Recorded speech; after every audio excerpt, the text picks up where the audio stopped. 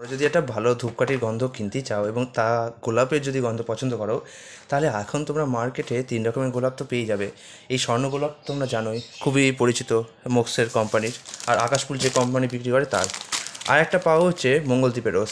দেখো, আমি যে কাস্টমারকে বিক্রি করি, প্রায় 200টা কাস্টমার আছে, তো তাদের কাছে এই 3 রকমের গোলাপই চলে।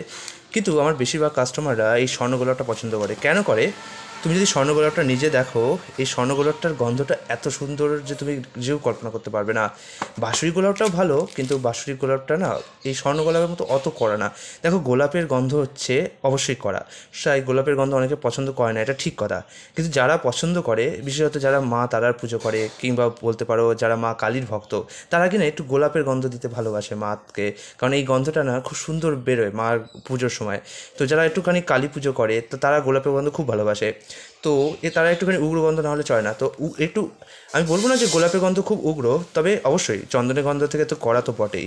তো সেখানে যদি একটুখানি কড়া গন্ধ না বেরোয় এবং দীর্ঘস্থায়ী না হয়, তাহলে কি আর ভালো লাগে? তো স্বর্ণ গোলাপটা হচ্ছে এমন একটা গোলাপ, যেটা কিন্তু খুব ভালো গন্ধ। প্রথমত এর কাঠি কটা থাকে দেখো। কাঠি কিন্তু বলা মুশকিল, কিন্তু তোমরা দেখো এখানে 81 গ্রাম আছে। দাম আমি বলছি না, দাম এটা প্রায় 50 টাকা। এই সবই 50 টাকার মধ্যেই তোমরা পেয়ে যেতে পারো, ঠিক আছে? তো দাম আমি বলছি না। কিন্তু যদি তোমরা কাঠির কথা বলো, তাহলে মঙ্গলদ্বীপের কাঠি কিন্তু অনেক বেশি আছে। 50 টাকা এটা প্রায় 103খানা কাঠি দিচ্ছে, ঠিক। বাঁশুড়িও প্রায় 70টা কাঠি দিচ্ছে। স্বর্ণগোলাপও প্রায় তোমার এই 60-70টা কাঠি দিচ্ছে। কিন্তু কাঠি থেকে বিচার করো না, কারণ মঙ্গলদ্বীপ কী করে, কাঠি তো বেশি দেয় কিন্তু সাইজগুলো ছোটো ছোটো। স্বর্ণগোলাপ কাঠি মাঝারি দেয়, বাঁশুড়ি কাঠি মাঝারি দেয়, কিন্তু এদের সাইজগুলো একটু লম্বা লম্বা হয়। তাছাড়া একটা বলবো যে মঙ্গলদ্বীপের যে রোজের গন্ধটা আছে, এটা একটু হালকা টাইপের। তো যারা একটুখানি গোলাপের গন্ধ চাও কিন্তু খুব কড়া গন্ধ সহ্য করতে পারছো না, তারা মঙ্গলদ্বীপ রোজটা কিনে নেবে অবশ্যই।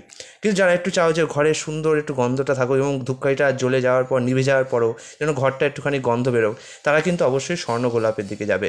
বাঁশুড়ি হচ্ছে কী বলতো, না এটা খুব মিষ্টি হালকা গন্ধ, না এটা অনেকক্ষণ স্টে করে। তো এটা এর মাঝামাঝি, মানে মিড রেঞ্জে বলতে পারো। তো এখানে দেখো, এটা হচ্ছে হালকা, এটা হচ্ছে মিড রেঞ্জ, আর এটা হচ্ছে কড়া। এটা হালকা কিন্তু বেশিক্ষণ স্টে করবে না। এটা একটু একটু হালকা, একটু কড়া এবং মাঝারি মাঝারি সময় স্টে করবে। আর এটা হচ্ছে খুব একটুখানি সুন্দর স্টে করার মতো এমন গন্ধ। তো আশা করি ভিডিওটা তোমাদের ভালো লাগলো। আগামীকাল আমি তোমাদেরকে আরও অনেক নতুন নতুন ভিডিও চন্দনের নিয়ে বলবো। আরে